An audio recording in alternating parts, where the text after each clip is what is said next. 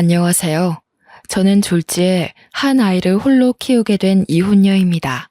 저도 수많은 사연자들 중에 하나가 될 수 있는 사람이었다는 걸 여태 모르고 살았네요. 제가 겪은 불행에 대해선 저 또한 무지했고 안일했다는 걸 지나고 나서 후회를 하고 있습니다. 이혼을 한 지 얼마 되지 않아서 아직까진 남편의 빈자리가 느껴지긴 하지만 이것도 곧 적응이 되겠죠. 현재는 그 빈자리보다 남편의 실체에 대한 충격과 배신 때문에 일상 회복이 조금 더딘 편입니다. 어딘가에는 제 사정을 터놓고 정리를 끝내야 저도 마음을 다잡을 수 있지 않을까 싶네요. 그간 남편의 실체를 알기까지 오래 지켜본 것이 아니었고 정말 훅 스쳐가듯 해결이 나버린 일들이었어요. 제가 이혼을 마음먹기까지 얼마나 섬뜩하고 어처구니 없는 일을 당했는지 좀 들어봐 주셔요. 제게는 고등학생 때 만났다가 졸업하고 대학을 가면서 헤어진 첫사랑이 있었습니다. 풋풋했던 학생 때의 연애였고 성인이 되면서 자연스레 잊혀진 인연이기도 했죠. 대학 다니면서 또 취직을 하고서 내내 연애를 해왔던 저는 나이가 들수록 점차 가벼운 연애를 기피하게 되더라고요. 사람 만나는 것에 책임이 막중하게 느꼈다기보다는 연애하면서 한량 같은 시간을 흘려보내기엔 저의 불안한 미래가 더 걱정이었어요. 20대 후반이 되면서 연애보다는 앞날 개척이 제겐 더 중요한 일이 되어버렸거든요. 그렇게 이성 만나는 걸 잠시 중단했을 시기가 있었어요. 친구들이 주선해준다는 소개팅도 귀찮아서 거절하고 있던 차에 정말 우연찮게 다시 첫사랑과 재회를 한 거였습니다. 차라리 그때 남자친구가 있었다면 제 앞날이 이런 꼴 당하는 일은 없었을 텐데 후회가 되네요. 첫사랑을 만난 건 다름 아닌 고향을 방문했을 때였습니다. 제가 살던 고향은 촌은 아니지만 그래도 도시에 비해 시골이었어요. 시에서 학교가 총 5개 있었는데 그중 남녀공학은 2개 있었고요.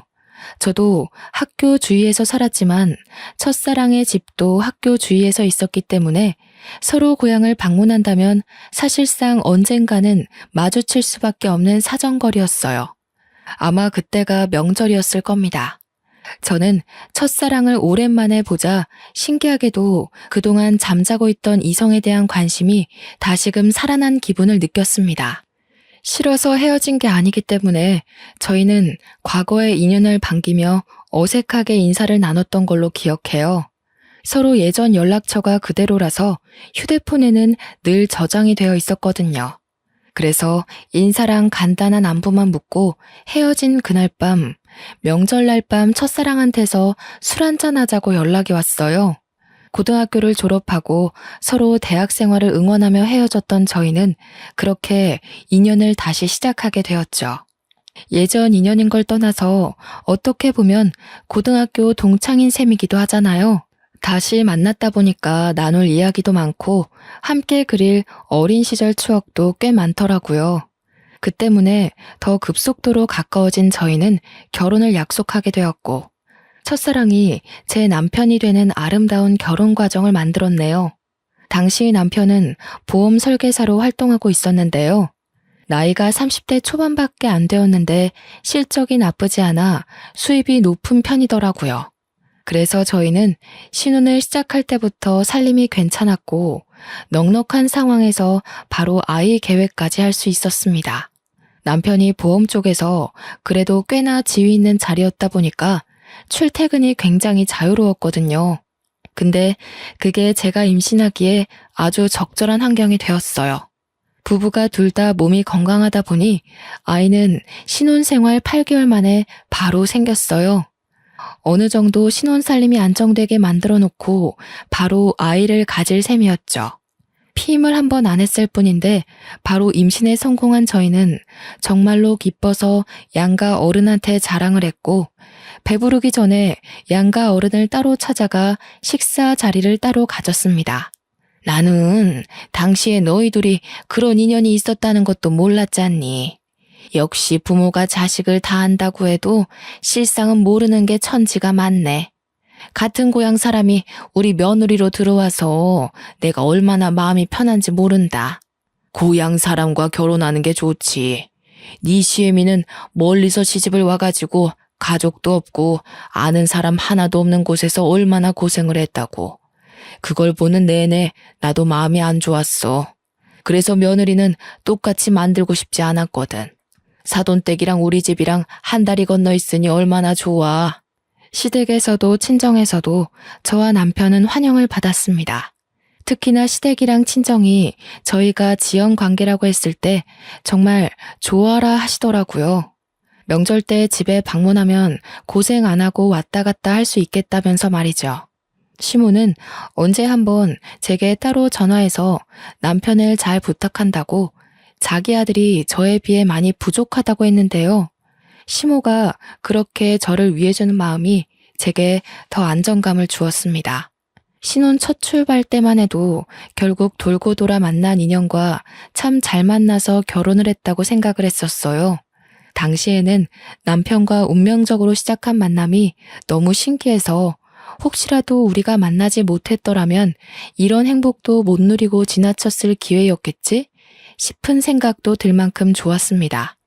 남편도 매번 저더러 역시 가슴속에 남는 사랑은 첫사랑밖에 없다면서 저와 결혼한 걸 무척 행복해했어요.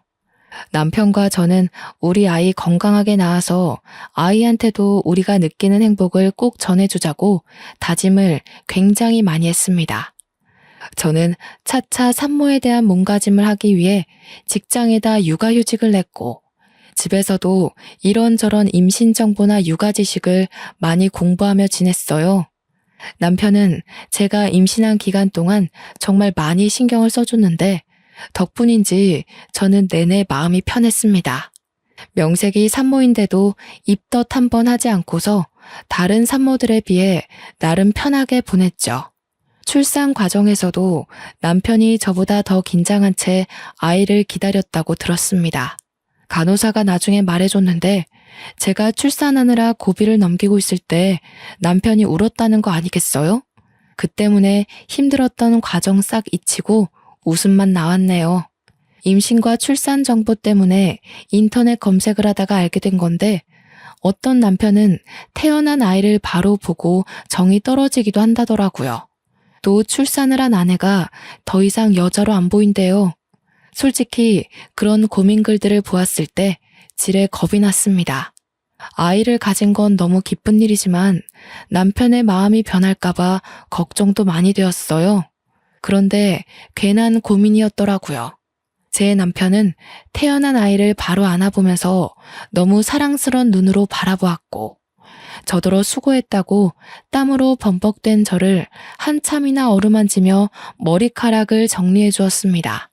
또 하나 마음에 걸리는 게 있다면 남편이 그토록 원했던 딸이 아니라는 게 좀 걸렸어요. 남편은 결혼하기 전부터 딸을 갖고 싶다는 말을 종종 얘기하곤 했었는데요. 대부분 첫째라면 대부분 아들 낳고 싶어 한다는 말도 많이 들었거든요. 그런데 남편은 희한하게 딸을 좋아하더라고요. 요즘엔 딸이 최고라면서 자기 주변에 결혼한 친구가 있는데 친구 딸이 친구한테 애교 부리는 거 보고 그렇게 끔뻑 죽겠더랍니다. 아들은 애교가 많아도 엄마한테나 부리지 아빠한테는 잘 안 부린다고 하네요. 그래서 회복실로 돌아온 저는 남편과 둘만 공간에 남겨졌을 때 혹시나 하고 물어봤어요. 자기 딸 원했는데 많이 아쉽겠다. 솔직히 애 성별 처음 알았을 때 실망하긴 했지. 괜찮으니까 말해봐. 나도 자기처럼 딸에 대한 아쉬움이 있어서 그래. 무슨 소리야. 물론 자기 닮은 딸 갖고 싶었던 건 맞지만 내가 저렇게 예쁜 아들을 두고 어떻게 실망을 해. 딸이야 둘째나 셋째로 또 만들면 되는 거고. 지금은 그저 민우가 너무 예뻐서 딸 생각 전혀 안 나. 남편은 벌써부터 휴대폰으로 아들 물건 쇼핑한다고 저한테 이것저것 물으며 정신이 없었습니다. 다행이었어요. 남편이 제가 임신 소식을 알렸을 때부터 딸 소리를 입에 달고 다녀서 당연히 실망했을 거라고 생각했거든요. 생각해보면 제 생각이 어렸던 거죠. 세상에 어느 부모가 자기 원하는 성별의 아이가 안 태어났다고 실망을 하겠습니까? 남편을 보는 제 마음이 너무 작은 그릇이었나 봅니다. 어느덧 아이가 3살이 되고 아들이 어린이집을 가게 될 시점에 제가 직장에 복귀를 하려고 했습니다. 그런데 남편이 무슨 소리 하냐면서 긋고 말리더라고요. 벌이가 아쉬운 것도 아닌데 왜 벌써 일하려고 해? 돈은 내가 뼈 빠지게 벌어올 테니까 당신은 당신 몸이랑 아이 생각만 해.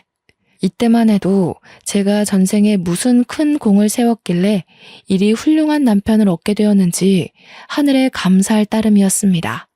남편은 그동안 제게 신경을 쓰느라 고객 관리에 소홀할 수밖에 없었는데 그걸 몰아서 처리하느라 갑자기 바빠졌어요. 남편 출퇴근이 되게 자유롭다고 말씀드렸잖아요. 그 때문에 남편은 오로지 고객 시간에 맞춰주느라 자정돼서 집을 나서기도 했습니다.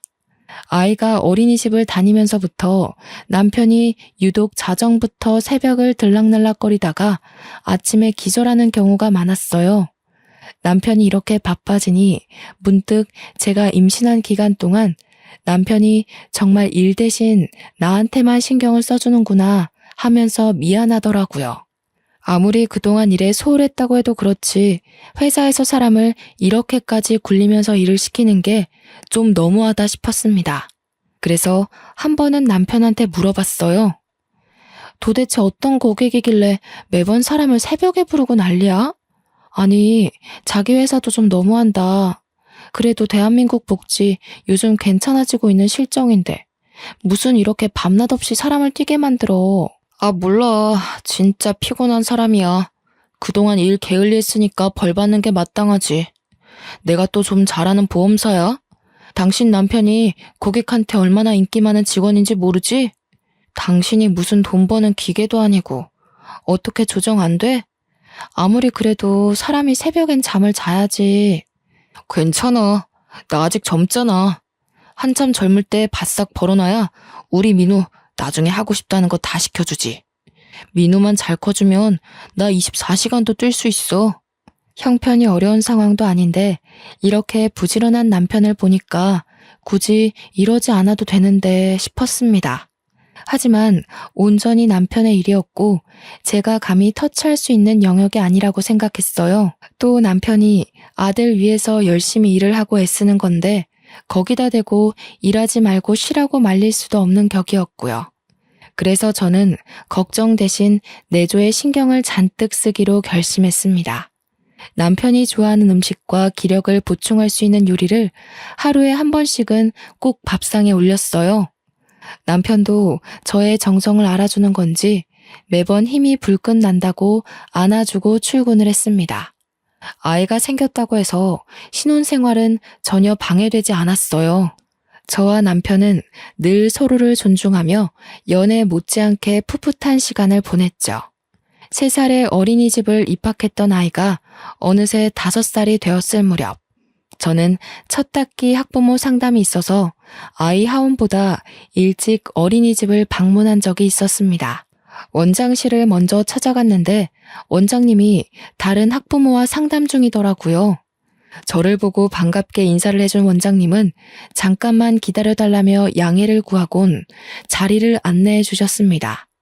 원장님이 마련해준 다른 테이블에 앉아 차를 한 잔 마시며 우리 아들 새 담임 선생님을 기다리고 있었는데요. 원장실이 워낙 조용하다 보니까 자꾸 남이 하는 상담이 귀에 들어오는 겁니다. 듣자 하니 상담 중인 아이는 이번에 새로 입학하게 될 아이 같았어요. 아빠가 없는 듯 했고 이번에 3살 반으로 들어오려고 입학 상담 중이었습니다. 슬쩍 보니까 딸아이 하나가 엄마 옆에서 혼자 장난감 가지고 얌전히 놀고 있더라고요. 아들도 무척 사랑하지만 저도 딸에 대한 로망이 있기 때문에 자꾸 눈길이 갔는데요. 그러다 아이랑 눈이 마주쳤는데 아이가 동그란 눈으로 저를 한참이나 쳐다보더라고요. 양갈래하고서 분홍색 체육복을 입고 있는 딸아이가 너무 귀여워서 손인사를 해줬더니 아이가 쑥스러워하며 모른 척하다가 다시 저한테 관심 주기를 반복했습니다. 아들만 있다 보니까 딸이 어떤 느낌인지 참 궁금했는데 확실히 아들과는 또 다른 두근거림이 있더군요. 저는 테이블 위에 있는 토끼 볼펜으로 그 아이를 유혹했고 딸아이는 한참 제게 관심을 두고 있다가 곧 의자에서 내려와 제게 다가왔습니다. 정확히는 제가 들고 있는 볼펜에 관심이 있었던 거겠죠. 저는 가까이 다가온 그 아이를 안아서 무릎에 앉히며 토끼 볼펜을 쥐어줬어요. 아이고, 너무 이쁘게 생겼다. 엄마가 머리 묶는 솜씨가 좋구나. 어쩜 이렇게 복숭아같이 예쁠까? 우리 아가는 이름이 뭐예요? 제 말에 아이는 토끼 볼펜에만 신경을 두면서 민주라고 대답했습니다. 벌써부터 말도 곧잘하는 게 딱 봐도 똑 부러진 아이로 클 것 같더라고요. 민주라. 제 아들 이름이 민우이다 보니까 같은 민돌림이라는 생각에 더 정감이 갔어요. 민우라는 이름은 제 이름이 지민이고 남편 이름이 주우인데 저희 이름 끝자리만 따서 만든 이름이거든요. 만약 둘째, 셋째까지 낳게 된다면 남편이 제 이름을 따서 민자 돌림을 하자고도 했습니다. 그런데요, 민주를 계속 구경하고 쓰다듬다 보니까 문득 오묘한 기분이 들기 시작하더라고요. 민주라는 이름 때문에 막상 우리 아들 생각이 나서 아들 얼굴이 같이 떠올랐는데요. 좀 착각일지 모르겠으나 어딘가 모르게 이 딸아이와 우리 아들이 좀 닮은 것 같은 느낌이 드는 거 아니겠어요? 물론 세상에 비슷한 아이 많으니까 그러려니 하려 했습니다. 애들은 자라면서 얼굴이 달라지니까요. 하지만 그게 한번 신경 쓰이기 시작한 후로 저도 모르게 상세히 민주 이목구비를 뜯어보게 되었는데 쌍꺼풀 없는 눈매도 그렇고 콧볼 모양도 그렇고 한쪽만 보조개가 들어가는 것도 그렇고 왠지 먼 사촌이라고 해도 사람들이 수긍하겠다 싶은 거 있죠.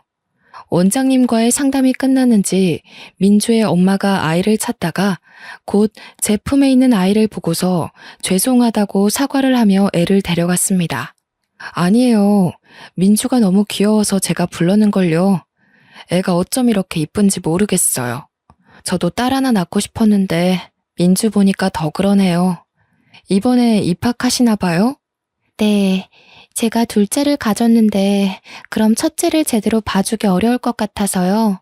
웬만하면 5살쯤에 어린이집 보내고 싶었는데 애 아빠가 출장이 잦아서 안 되겠더라고요. 아빠가 없는 줄 알았는데 그게 아니라 기러기 가장인 것 같았어요. 하마터면 실수를 할 뻔했지 뭡니까. 그렇게 민주 엄마와 간단히 안면을 트고서 저도 상담을 마친 뒤 우리 아들과 같이 하원을 했습니다. 아들한테 떡볶이 한 컵을 사주고 집에 들어갔는데 도착하자마자 신발장 앞에 있는 남편과 마주쳤어요. 남편이 집에 있는 줄도 몰랐습니다. 깜짝 놀라서 언제 왔냐고 어디 가냐고 하니까 업무용 태블릿을 깜빡해가지고 집을 지나가는 길에 잠시 들러서 챙겨간다고 왔다네요. 그러고는 바빠서 얼른 가봐야 된다고 하길래 조심해서 가라고 저도 급히 배웅을 했죠. 그 와중에도 아들 바보인 남편은 아들이 주는 떡볶이까지 한 입 먹고 나갔습니다. 남편 바쁜 거야 우리 아들이 어린이집을 다니기 시작할 때부터 그랬으니까 그러려니 생각하고 넘겼어요. 그러나 바로 그날 저녁 남편이 친구 아버지 상 때문에 집에 못 들어갈 것 같다고 빈소에서 바로 출근해야겠다면서 먼저 자라고 하더군요.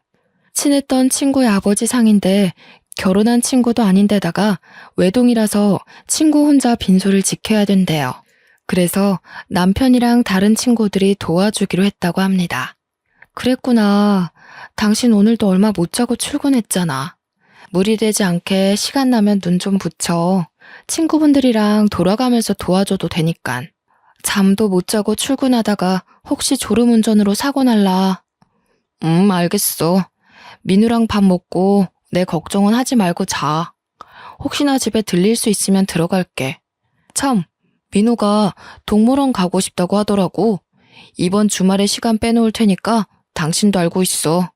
가정도 챙기고 자기 마누라도 아들도 잘 챙기는 남편이라 저 또한 남편의 안위가 늘 걱정인 사람입니다.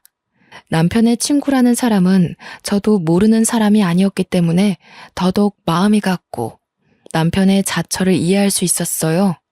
그래서 저도 그 전화를 끊고 내내 마음이 안 좋았죠. 왜냐면 아버지 상을 당한 남편 친구는 예전에 한번 남편이 친구들 만나 술 마시고 뻗는 바람에 만난 적이 있었거든요. 혹시 또 언제 무슨 일이 생길지 몰라서 제가 그때 그 친구와 연락처를 주고받았었어요. 그때 몇 번 안면 트고 말을 텄던지라 막상 저 또한 아버지 상을 모른 척하는 게 솔직히 마음에 걸렸습니다. 몇 번을 고민 끝에 바쁠 테니 문자라도 남길까 싶어 결국 연락을 했는데요. 그런데 생각보다 빨리 날라온 친구의 답장에서 저는 한동안 머릿속이 텅 비어졌습니다. 남편 친구가 전혀 제 말을 이해하지 못하는 거 아니겠어요? 저한테 영문 모르는 답장을 잔뜩 보내더니 오히려 제 말에 남편 친구가 놀라서 전화를 걸어오지 뭡니까? 아버지 상이라뇨? 제 아버지 돌아가신 지가 언젠데요. 어디서 갑자기 그런 말을 들으셨어요? 설마 형준이 그 자식이 그래요? 당황한 저는 남편 친구에게 말을 버벅대며 상황을 설명해 주었습니다. 그랬더니 남편 친구가 오히려 당황하면서 나중에 다시 전화 주겠다고 끊어버렸어요. 그러곤 시간이 지나도 연락이 안 왔습니다. 혹시나 싶어 남편한테 전화를 걸었더니 통화 중이더라고요. 한참 나중에 남편 친구에게 날라온 문자에는 제 남편이 자기 아버지 상이 아니라 다른 친구 아버지 상을 착각해서 말한 것 같다는 내용이 나열되어 있었습니다. 얼마나 정신이 없으면 이런 걸 헷갈릴 수 있는 건가요? 남편의 착각이 이해되지 않아서 남편 친구 문자에 답장을 못하고 있었으나 결국엔 믿을 수밖에 없었습니다. 제가 이걸로 물고 늘어지면 상을 당한 친구의 입장도 난처할 거 아닙니까? 친한 친구의 아버지가 돌아가신 거니까 정신이 없었을 수도 있겠다 생각하며 그렇게 최대한 애써 이해하는 쪽으로 마음을 다잡고 있던 중이었습니다. 그때 아들이 태블릿 하나를 들고 오면서 게임 틀어달라고 졸랐는데요. 그 태블릿은 남편이 업무 볼 때 늘상 들고 다니는 거였어요. 저는 남편 친구한테 죄송하다는 문자를 쓰다 말고 놀라서 아들을 잘 설득해 태블릿을 다시 빼앗았습니다. 그런데 남편이 분명 낮에 태블릿 챙겨간다고 집에 들렸지 않습니까? 어째서 이게 아들 손에 있는 걸까요? 남편이 쓰는 태블릿은 이거 하나인 걸로 알고 있는데 남편이 집에서 챙겨갔다는 기계는 뭘까요? 그날따라 이해 안 되는 남편의 태도가 많았습니다.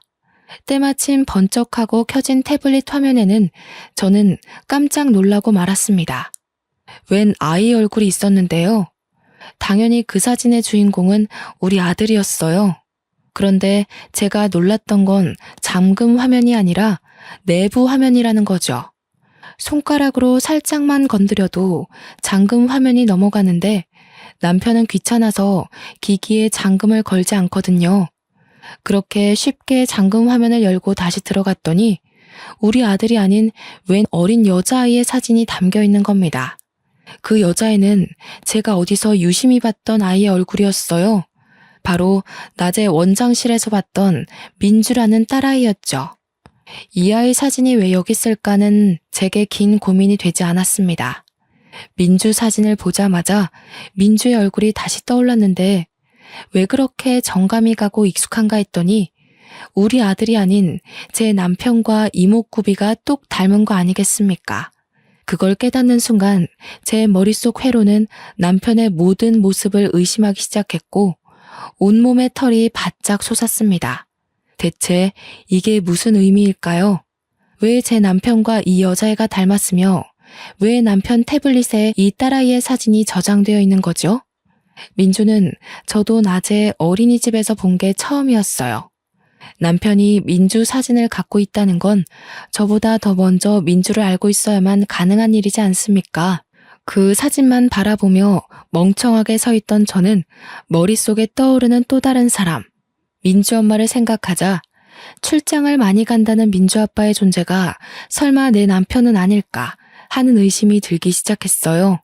한번 꼬리를 무는 의심은 걷잡을 수 없이 번져갔고 저의 온 머릿속을 지배하고 말았습니다. 저는 남편 곁에서 언뜻 봤던 고객 정보 데이터를 찾아 들어갔어요. 민주 엄마의 이름을 모르니까 수많은 정보를 뒤져도 찾기가 쉽지 않더라고요. 그러다 정말 기가 막히게 제게 하나의 목록이 눈에 들어왔는데 아기 실비보험으로 등록된 민주 이름이었습니다. 그걸 눌러보니 아이 개월수상 제가 알고 있는 그 민주가 맞는 듯 했어요. 저는 그걸 휴대폰으로 찍고 그곳에 적힌 주소를 당장 찾아갔습니다. 어처구니 없었던 건 주소가 참 익숙하더군요.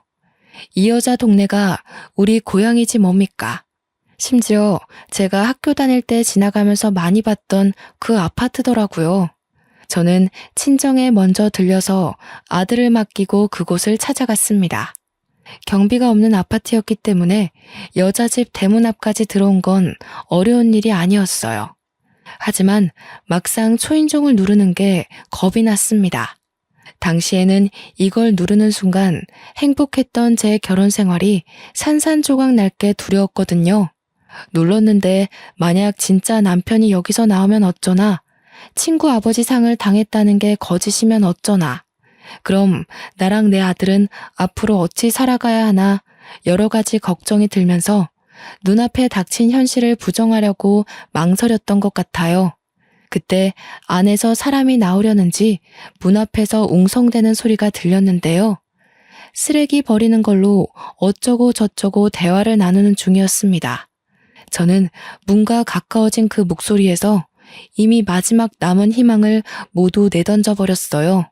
그리곤 곧바로 열린 문 안을 통해 피하고 싶던 현실을 확인하게 되었죠. 아악 하고 볼품없게 소리 지른 남편이 진심으로 놀라 나자빠지는 거 아니겠습니까? 더 안쪽에서는 무슨 일이냐며 뛰쳐나온 여자가 하나 있었는데요. 바로 민주 엄마였습니다. 민주 엄마는 유부녀 같지 않게 야시시한 잠옷을 입고서 민주를 안고 있었어요. 보아하니 민주가 감기라도 걸린 건지 아픈 것 같더군요. 민주 엄마 손에는 저번 달에 우리 아들이 아픈 바람에 급하게 샀던 노란색 체온계와 같은 게 쥐어져 있었어요. 그제야 저는 남편이 태블릿 핑계로 몰래 집을 왔다가 불이 나게 나갔던 이유를 알았고, 친구 아버지 상을 핑계로 집에 못 들어온다는 말까지 이해가 되었습니다. 그 모든 게 다 불륜을 저지르고 있었기 때문인 거예요. 어떻게 여기를... 여보, 그러니까 이게 있잖아. 저 사람은 내 친구 동생인데 친구가 같이 있다가 잠깐 앞에 담배 피러 갔거든? 어떻게 네가 나랑 민우를 두고 이런 짓을 벌일 수가 있어? 너는 여기가 장례식장이니? 네가 나한테 뭐라고 거짓말했는지도 까먹은 거야? 아, 장례식장, 그건 다른 친구고 빈소에서 잘 수가 없어서 친구 집에 따라온 거야. 오해하지 마. 나중에 진짜 친구 들어올 거야. 전화해줄까? 넌 나를 호구로 보는구나. 이 상황에서도 잔머리 굴릴 생각밖에 없어? 너 같으면 이 상황에 네 변명이 신빙성 있다고 생각하니? 오해라고 설득하고 싶으면 저 아이랑 너 친자검사부터 해보지 그래? 뭐? 뜬금없이 친자검사를 왜 해? 내가 저 아이랑 그런 걸 해야 하는 이유가 없잖아. 설마 저 애가 내 아이라고 생각하는 거야? 여보, 나 그런 사람 아니야. 그래도 명색에 한 입을 덮고 산 부부인데 내가 네 이목구비 하나 못 알아볼까봐. 유전자라는 게 참 무서워. 저렇게 버젓이 증거를 드러내주니까 말이야. 남편을 밀치고 집 안으로 들어간 저는 그때부터 브레이크 없는 자동차처럼 발짓만 했습니다. 신발까지 신고 들어간 저는 민주의 물건을 찾기 위해 집안 물건을 뒤지며 돌아다녔어요. 그러자 민주를 내려놓은 민주 엄마가 다짜고짜 저를 쫓아와서 제 팔을 붙잡으며 막아섰습니다. 뭐 하시는 거예요? 신발을 신고 들어오면 어떡해요? 기본적인 예의도 없어요? 그쪽 남편이 오해라고 얘기했잖아요. 경찰에 신고하기 전에 당장 나가요. 예의? 그쪽은 예의가 있어서 가정 있는 남자 꼬드겨 애를 낳았습니까? 뻔뻔하게 감히 유부남 끌어들여서 살림을 차려요. 보아하니 직장도 없는 것 같은데 생활비도 다 제 남편이 대줬나 보죠? 가진 것 없는 년이 배짱만 두둑하네요. 뭐라고? 그래. 그렇다면 어쩔 건데요? 유부남들이 바람나는 이유가 뭐겠어요? 현부인한테 질리고 매력을 못 느끼니까 눈 돌리는 거 아니겠어요? 남의 집 쳐들어와서 깽판 치기 전에 스스로가 얼마나 못난 사람이었는지 반성이나 하세요. 내가 쳐들어와서 불안한가 봐요? 상상 이상으로 발악하시네. 왜요? 남편한테 아직 완전한 확신을 못 얻었나 보죠? 근데 어쩌나? 그 확신 얻기 힘들 거예요. 본부인도 나 몰라라 하고 바람피는 남자가 두 번째 여자라고 얼마나 애틋하겠어요? 뻔뻔하게 불륜을 대단한 권위인 것처럼 떠벌리는 상간녀를 보니 어처구니가 없었습니다. 우선은 제 귀로 불륜이라는 걸 확실히 들었으니 민주와 제 남편의 친자 확인만 하면 되었기에 저는 상간녀를 무시하고 욕실로 향했어요. 민주 칫솔로 보이는 작은 걸 가지고 바로 나왔죠. 그러자 상간녀가 제 손에 있는 걸 빼앗으려고 저를 붙잡더라고요. 저는 그대로 상간녀의 뺨을 후려치며 넘어뜨렸습니다. 애 생각해서 이 정도만 손 쓰는 줄 아세요. 불륜녀라니 애한테 부끄럽지도 않아요? 당신들이 잘못한 일을 왜 아무것도 모르는 저 어린아이가 감당하게 해요? 어른으로서 쪽팔린 줄 알아야지. 그래봤자 형준 씨는 우리 민주를 더 좋아해요. 형준 씨가 우리 민주를 얼마나 끼고 도는지 모르죠? 당신 집에 아들밖에 없으니까 귀가할 맛이 안 난다고 그럽디다. 아, 그래요? 딸 이름이 민주라고 했죠? 근데 그거 아시나 모르겠네. 제 아들 이름이 민우인데 제 이름 지민이랑 남편 이름 주우를 따서 지은 이름이거든요. 혹시 남편이 먼저 나서서 민주라고 짓자 하지 않던가요?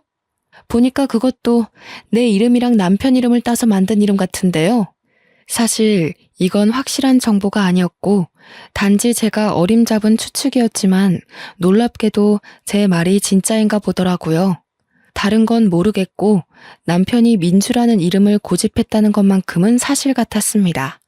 상간녀가 눈에 핏줄이 설 정도로 울음을 참으면서 남편을 째려보는데 그 모습만 봐도 제 추측이 맞다는 걸 알겠더군요. 그러나 잔머리 좋은 남편은 상간녀 눈빛 다 무시하고 구석에서 몰래 머리를 굴리고 있었습니다.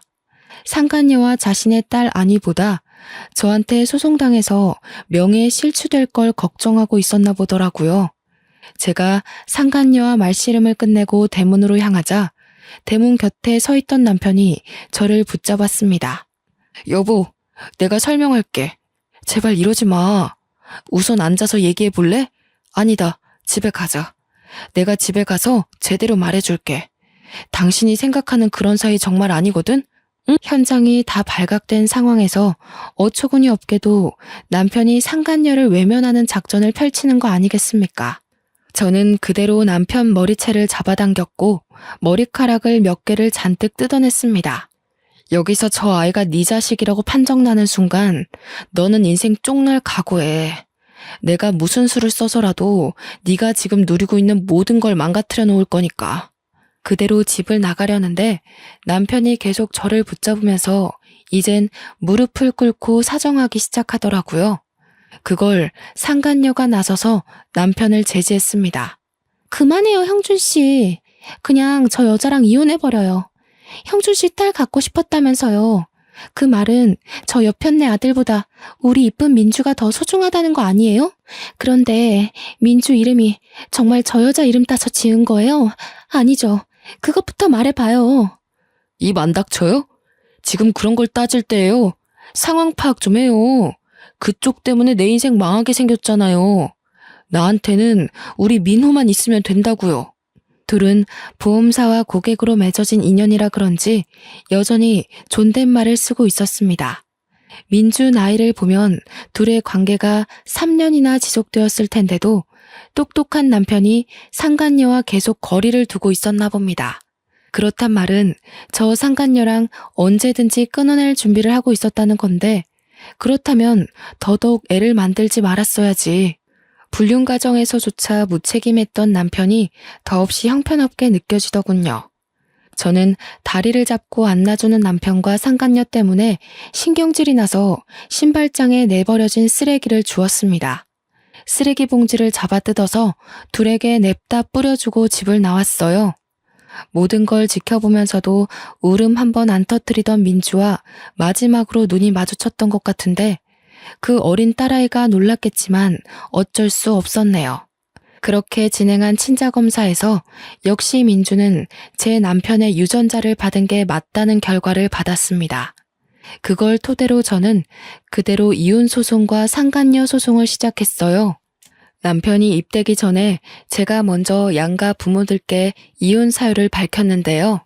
친정 쪽에서는 남편의 두 집 살림에 대해서 노발대발 화를 냈고 시댁 쪽에서는 저한테 하염없이 사과만 하시더라고요. 시댁의 저 자세를 보고서 아들 하나 잘못 둔 탓에 시부모가 괜히 노후에 고생한다고 생각했네요. 우리 아들이 부족하다 했는데 결국 너한테 그런 몹쓸 짓을 했구나. 애미 된 사람으로서 참 부끄럽고 면목이 없다. 그래도 민우를 두고 너희가 어떻게 갈라서니? 그 어린 것이 무슨 죄가 있어서 부모를 잃어야 돼. 저도 민우 때문에 생각 많이 해봤는데요. 어머님 생각도 일리가 있지만 한편으론 그런 아빠가 있다는 게 오히려 민우한테 상처가 될 수도 있는 거잖아요. 어머님 아버님께서 저한테 잘해주신 거 압니다. 그래도 대놓고 저를 농락한 남편을 어떻게 믿고 살겠어요. 같은 여자로서 어머님이 제 마음 헤아려 주실 거라 생각할게요. 그날을 마지막으로 저는 시부모에게 오는 연락을 한 통도 받지 않았습니다. 가끔씩 문자로 손주 사진이라도 좀 보내달라고 부탁하시는데 그 연락마저 안 받고 있어요. 그리고 제가 소송한 뒤로 남편은 제대로 몰락하기 시작했는데요. 이미지 중요한 보험회사에서 남편의 불륜 사실은 손바닥으로 하늘을 가리는 수준이었고 남편 때문에 그 회사가 불륜 회사로 낙인 찍히는 바람에 결국 남편은 해고를 당했습니다. 상간녀도 진짜 남편 친구의 동생이었던 건지 남편이 아닌 남편 친구가 저한테 연락이 와서 제발 소송 취하해달라고 부탁을 하지 뭡니까? 자기가 여동생 교육 똑바로 시키겠다고 집에 형편이 어려워서 위자료 내려면 빚까지 내야 된다고 하더라고요. 제가 소송을 취하해주면 그 상간녀는 평생 반성도 안 하고 제 욕만 하면서 살 거 아닙니까? 남편도 빼앗겨, 아이 아빠도 빼앗겨, 가정도 빼앗겨. 이 상황에 돈이라도 챙겨야 되지 않겠냐고 욕심내는 사람 따로 있고 호구 잡히는 사람 따로 있냐고 했더니 남편 친구가 아무 말도 못하는 거 있죠. 한날은 신혼집의 마지막 짐을 정리한다고 방에 있었는데 바깥에 혼자 있는 줄 알았던 아들 쪽에서 어떤 말소리가 들리더라고요. 나가봤더니 남편이 제 아들 앞에 무릎을 꿇고 있는 거 아니겠습니까? 뭐 하는 거야, 애 앞에서? 당장 그만 못 둬? 우리 이러는 게 뭐 자랑이라고 애까지 신경 쓰게 만들어. 애가 5살이라도 알 건 다 안다는 거 몰라? 내가 어리석었어. 딸이 좋아서 그랬던 게 아니야. 그냥 나도 모르게 마음이 흔들렸어. 그렇다고 너한테 마음이 식은 게 아니라 나는 여전히 너 좋아하는데 몰라. 왜 그랬는지 모르겠어. 왜 그랬는지 모르겠는 그 마음이 당신 본성이라는 거야. 당신은 지금 아니더라도 언제든지 눈 돌렸을 사람이고 나도 민우도 그런 남편, 그런 아빠는 필요 없어. 마지막 짐을 담은 캐리어를 끌고서 아들을 데리고 그냥 집을 나와버렸습니다. 짐을 다 챙긴 건 아니었어요. 그렇다고 대단한 물건을 두고 온 것도 아니라서 미련 없이 나와버렸네요. 아들한테는 저와 남편이 이렇게 갈라서고 부딪히는 모습 최대한 안 보여주려고 했는데 혹시나 아들에게 큰 트라우마로 남는 건 아닐지 걱정이 되더라고요. 앞으로 이혼 가정의 아이는 어떻게 키워야 잘 키울 수 있을지 많이 공부해야 될 것 같습니다. 그렇게 저는 잔뜩 받은 위자료와 재산을 챙겨 아들 데리고 친정으로 갔어요. 참, 제가 유치원에 가서 우리 아들 퇴소 처리를 할 때 상간녀에 대해서도 원장님께 알려드렸거든요. 원장님이 깜짝 놀라시면서 마침 제가 오면 물어볼 게 있었다고 했는데요. 그렇잖아도 민주 어머님께서 아버님 전화번호라고 적어둔 연락처가 있었는데 희한하게 익숙한 번호더라고요. 그래서 찾아봤더니 민우 아버님 번호랑 똑같이 뭐예요. 저는 혹시 민우 아버님께서 번호를 바꾸시고 그 번호를 민주 아버님이 쓰시는 건가? 그런 생각까지 하면서 안 좋은 사실을 부정하려고 했거든요. 그랬군요. 정말 창피해서 고개를 들 수가 없네요. 원래 이런 사실은 소문 안 났으면 좋겠어요. 제가 민주 엄마 얘기를 해드린 건 혹시 민주 엄마로 인해서 다른 피해자가 생길까봐 그래요. 이미 민주 엄마가 입학 신청을 해버렸는데 제가 괜히 원장님 곤란하게 만들었죠? 곤란하긴요. 전혀 아닙니다. 용기 내서 말씀해 주신 거 감사해요. 괜히 묻어뒀다가 다른 학부모님들이 아시게 되면 그때 상황은 더 커지는 거잖아요. 원장인 입장에서 그렇게 둘 수는 없지요. 저는 마지막으로 담임 선생님과 인사를 한 뒤 유치원을 나왔습니다. 아이 유치원 졸업 때까지는 고향집에서 지내게 될 것 같은데 시댁이 그쪽에 있다 보니까 언젠가는 남편을 만나게 될 게 좀 불안하더군요. 그렇다고 수십 년을 이곳에서 지낸 친정 부모더러 이사를 가자고 할 수도 없지 않습니까? 더군다나 부모님이 이 고향 지역에 굉장한 애착이 있으시거든요. 번잡한 시내가 싫어서 한적한 끄트머리 동네에 살고 있다는 걸 알기 때문에 고민이었죠. 그렇다는 고민을 언제 한번 친정 부모님께 말한 적이 있었는데 저는 그것에 대해 이사를 고집하고자 말씀드린 게 아니거든요. 그런데 친정 부모님께서 어느 날 아파트 한 채를 보고 오더니 팜플렛을 보여주는 겁니다. 저기 앞에 도성국에 넘어가는 언덕이 있지? 왜? 너 결혼 인사 왔을 때 공사 시작했었잖아. 거기 아파트 이번에 다 만들어졌는데 구조가 너무 예쁘게 생겼더라고. 그러니까 민우 걱정 때문에 종일 그렇게 앓지 말고 이사 가자. 너 민우 애비 때문에 내내 밥도 제대로 못 먹고 있잖아. 민우를 어떻게 할까 싶어가지고. 역시 엄마라는 존재는 전지전능한 게 분명하다고 느꼈습니다. 제가 힘들까봐 우리 아들을 신경 써서 봐주는 아빠한테도 고마웠지만 딸의 마음을 들여다봐주고 알아채준 엄마에게 무엇보다 든든한 기운을 받았어요. 제가 제 아들의 변화를 하나하나 유심히 관찰하는 저처럼 엄마도 자식인 저의 마음을 상세히도 지켜봤나 봅니다. 이사라고 해봤자 같은 동네였지만 저는 전 남편 집과 거리가 멀어지는 것만으로도 충분했어요. 원래 집에서 40분 걸리는 거리를 일부러 버스를 타고 이곳으로 오지 않는 이상 마주치긴 어려워진 셈이거든요. 그렇게 저는 본격적인 이사 준비에 들어갔고 거하게 받은 위자료와 본래 집 팔아 챙긴 돈 덕분에 새 집으로 옮기는 건 문제되지 않았습니다. 당분간은 제가 취직을 하고 자리를 잡기까지 고향집에서 지낼 생각이에요. 그때쯤이면 아이도 학교를 가게 되겠죠? 남편은 이사 가기 전에 저희 집을 찾아갔었는지 또 문자가 왔더라고요. 아직까지도 제발 자기 한 번만 용서해달라고 비는 중입니다. 사람이란 자고로 실수를 할 수밖에 없다고 하나 분류는 예외여야 되는 게 아닌가 싶어요. 손버릇, 술버릇, 바람버릇 이거 세 가지는 실수라는 말이 통할 수 없는 것들이라고 봅니다. 당연히 용서해줘도 안 되는 버릇들이고요. 저는 용기 있게 남편과의 연을 끊어가려 노력 중이지만 가끔씩 제가 과연 잘하고 있는 건가 흔들릴 때가 있습니다. 그래도 엄마라는 사람이 굳건해야 제 아들도 아빠 없다는 불안감 없이 씩씩하게 자라주겠죠. 그 유일한 생각이 저를 심지궂도록 힘을 주는 이유입니다. 정말 사연을 쓰면서도 당시의 잔상 때문에 몇 번이고 소름이 돋았습니다. 도대체 세상에는 얼마나 많고 다양한 불륜이 존재하는 걸까요?